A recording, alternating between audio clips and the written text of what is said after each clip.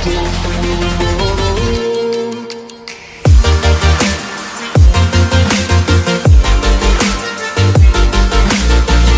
learners, welcome back to Aanchal tutorial. I'm Aanchal Kaur and today we will be learning about gravitation chapter. आज के chapter में हम लोग देखेंगे कि कैसे हम लोग ग्रेविटेशन के क्वेश्चंस की अप्रोच करते हैं. आपको जो क्वेश्चंस आ जाए, हाउ विल वी सी कि क्या फॉर्मूला लगाना है, कैसे उसको सॉल्व करना है. Alright, and I am also Unacademy educator. तो जो भी बच्चे अनअकैडमी प्लस पे सब्सक्राइब करना चाहते हैं वो ये कोड यूज कर सकते हैं. By using this code you will get a 10% discount on subscribing. And do not forget to subscribe the channel and like the video as well. New videos will be uploaded soon. Let's start. First question, very easy question but very important question as well. ठीक है, हमें question क्या बोल रहा है कि आपके पास एक मास है m. उस मास को आपने दो टुकड़ों में डिवाइड कर लिया. आपके पास एक मास था, आपने उसको दो पार्ट्स में डिवाइड कर लिया, m1 एंड m2. ठीक है, आपको पहला मास तो आपको दिया हुआ है m1, राइट. तो first mass is given to us. इन दोनों को हमने कुछ दूरी पे रख दिया. This is m1, this is mass x. मेरे को नहीं पता क्या है ये. इस दूरी का डिस्टेंस है r. आपको पूछा हुआ है कि मैं कितना मास m2 का रखूं कि इन दोनों के बीच में जो ग्रेविटेशन फोर्स ऑफ अट्रैक्शन है वो हो जाए मैक्सिमम. क्या करेंगे इस केस में? 2 मिनट इस क्वेश्चन को पहले ट्राई करो, उसके बाद इसका सही आंसर बताएंगे. ठीक है, first try this on your own, then we'll talk about the correct answer. Okay, so let's start. जैसे कि आप सबको पता है, जिसको नहीं पता वो रिवाइज करना दोबारा से चैप्टर. ठीक है, अगर आप बोलेंगे तो इसका थ्योरी सेशन भी डालेंगे. ठीक है बेटा, आप सबको पता है कि फोर्स का फॉर्मूला क्या होता है ग्रेविटेशन में. It is equals to G m1 m2 by r². ये फॉर्मूला होता है या नहीं होता, है ना. अब इस फॉर्मूला को मैं इस क्वेश्चन के हिसाब से मोल्ड करना है. कैसे करेंगे? m1 तो मेरे को दिया हुआ है m1, m2 मेरे को निकालना है. तो मैंने m2 को क्या लिख दिया, m2 क्या m minus m1. Total mass था मेरा m, इसके दो हिस्से हुए m1 और m2. m2 क्या हो गया, m माइनस m1. सबको समझ आया? बहुत इजी है.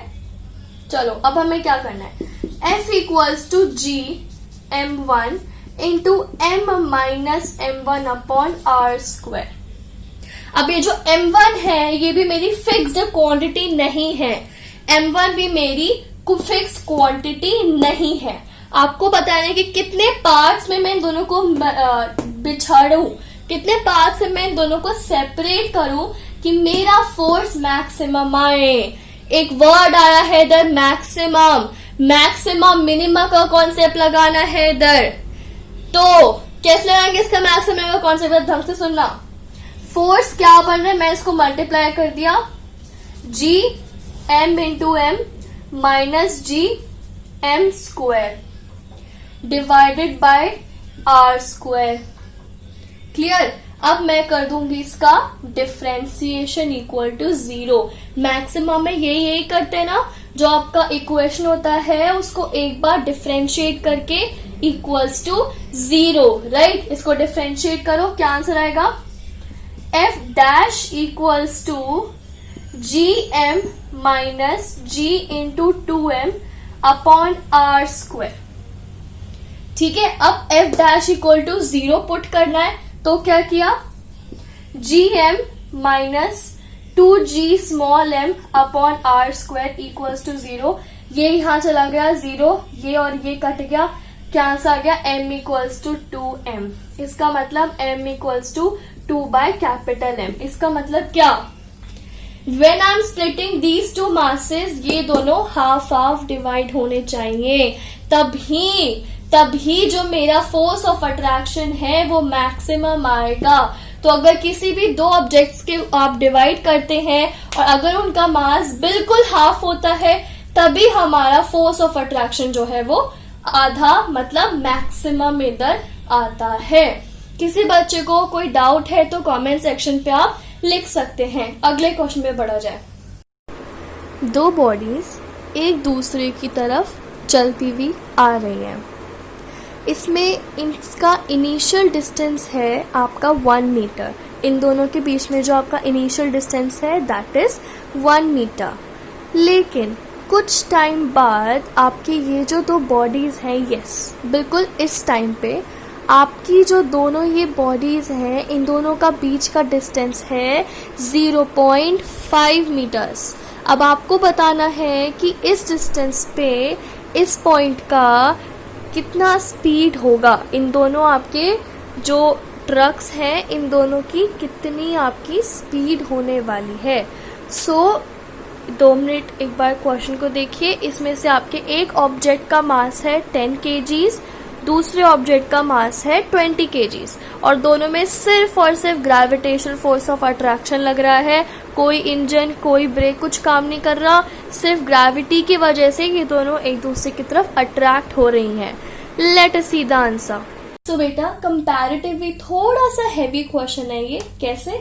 इस क्वेश्चन में क्या था आपका, एक आपका 10 kg का यहाँ पे ऑब्जेक्ट है, आपको कार दिखाई थी बट बॉल मान लो, ठीक है, और यहाँ पे आपका 20 kg का दूसरा बॉल है। इन दोनों के बीच में आपका इनिशियल सेपरेशन था 1 मीटर का और बाद में जब इनका सेपरेशन हुआ बेटा 0.5 मीटर्स का, तब आपको बताना है कि इनकी जो स्पीड है, speed at this time is going to be what. और आपको ये भी दिया हुआ है कि ये दोनों स्टार्टिंग में इनकी जो वेलोसिटीज है वो बिल्कुल ही 0 के बराबर है। Both of the velocities are बिल्कुल 0 टाइप, ठीक है। तो अब देखते हैं इस क्वेश्चन को कैसे सॉल्व करा जाए। सबसे पहले हम लोग गिवन लिख लेते हैं। हमें को दिया हुआ है कि m1 10 kgs है, m2 20 kgs है और u1 0 मीटर पर सेकेंड, u2 is 0 मीटर पर सेकेंड एज वेल। मेरे को निकालना है v1 एंड v2, जबकि मुझे दिया हुआ है r1 is 1 meters and r2 is 0.5 meters. मेरे को ये चीज निकालनी है। ग्रेविटी का क्वेश्चन है लेकिन इसमें मोमेंटम का कॉन्सेप्ट भी आपका इंट्रोड्यूस हो रहा है, तो लगा के देखो, मोमेंटम कंजर्व करवाओ। ओके, अब जरा देखते हैं कि मोमेंटम कंजर्व कैसे कराया जाए। Simple, m1 v1 equal to m plus m2 v2, m1 u1 m2 v2, ठीक है। क्या आएगा, m1 into v1 plus m2 into v2 equal to 0। 0 क्यों? और क्योंकि आपका u 0 है तो आपका पूरा साइड 0 हो गया, ठीक है। अब मैं किसी एक को किसी दूसरे के टर्म्स में लिख लूंगी। कैसे? मैंने लिख लिया v1 equals to minus of m2 by m1 into v2। Clear? ठीक है। m2 में मेरा दे रखा है -20 upon m1 into v2। m1 कितना है 10, यहां से काट गया, तो v1 इक्वल्स टू -2v2। चलो रिलेशन तो आ गया। अब मुझे इन दोनों में से कोई भी एक फाइंड करना है तो मुझे दूसरा मेरा मिल जाएगा। अब क्या करेंगे, अब करवाएंगे हम एनर्जी कंजर्व। जिसको समझ नहीं आ रहा है दोबारा से सुनो। पहले हमने मोमेंटम कंजर्व करवाया, फिर हम लोग एनर्जी कंजर्व करवाएंगे, क्योंकि ये दो चीजें हर एक केस में आपका कांस्टेंट रहने की कोशिश करती हैं। तो इसमें हमने कंजर्व करवाया है मोमेंटम, अब हम लोग कंजर्व करवाएंगे एनर्जी, ठीक है। तो कौन कौन सी एनर्जीज है हमारी, पहले देखते हैं। Initial energy equals to final energy according to the law of conservation of energy, सही है। What energies are possible over here? Potential energy. What is potential energy in this case? दोनों बॉल्स एक दूसरे की तरफ आ रही हैं, राइट, तो ये उनका पोटेंशियल है कि that they are coming towards each other. So potential energy initial plus kinetic energy initial, समझ आ रहा है ना, equals to potential energy final plus kinetic energy final. अब पोटेंशियल एनर्जी का फॉर्मूला लगा दो। g m1 m2 upon r square plus half m1 u1 square plus half m2 u2 square equals to g m2 m1 upon r1 square plus half m1 v1 square plus half m2 v2 square। बड़ा लंबा सा एक question है, एक बार ना 50 second लेके इसको solve करो, क्या आएगी values. And this is not u1, this is v1। Like v1 ना, v1 हमने अलग अलग डाली है, इसकी v1 और ये v2। अब क्या करेंगे, वैल्यूज को इधर पुट करो, v1 की जगह लिख दो -2v2, ठीक है। v1 की जगह लिख दो -2v2। जब हम लोग ये सब लोग सॉल्व कर लेते हैं बेटा, सॉल्व करना इज योर होमवर्क, सॉल्व करना इज योर वर्क, ठीक है। जब हम इसको बेटा सॉल्व करेंगे तो v2 का स्क्वायर का आपका वैल्यू आने वाला है 44.47 इंटू 10 टू द पावर -11। सबका यही आंसर आया है क्या, चेक कीजिए। फिर मैं इसका बेटा अंडर रूट ले लूंगी, इसको अब हम सॉल्व करेंगे तो हमारा आंसर आएगा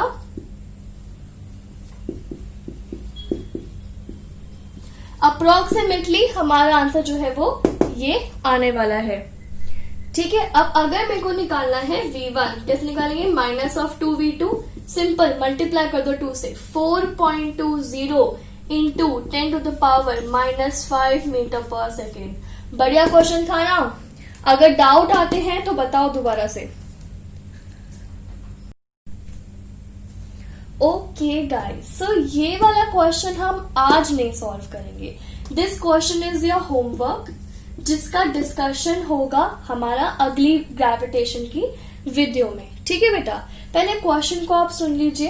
क्वेश्चन है, आपका एक स्क्वायर ऑब्जेक्ट है, आपका एक स्क्वायर लाइक पेनल मान लो, ठीक है, जिसका साइड है a, जिसका साइड है a, इसके 4 कॉर्नर्स है और अलग अलग मास आपके प्लेस्ड है इधर।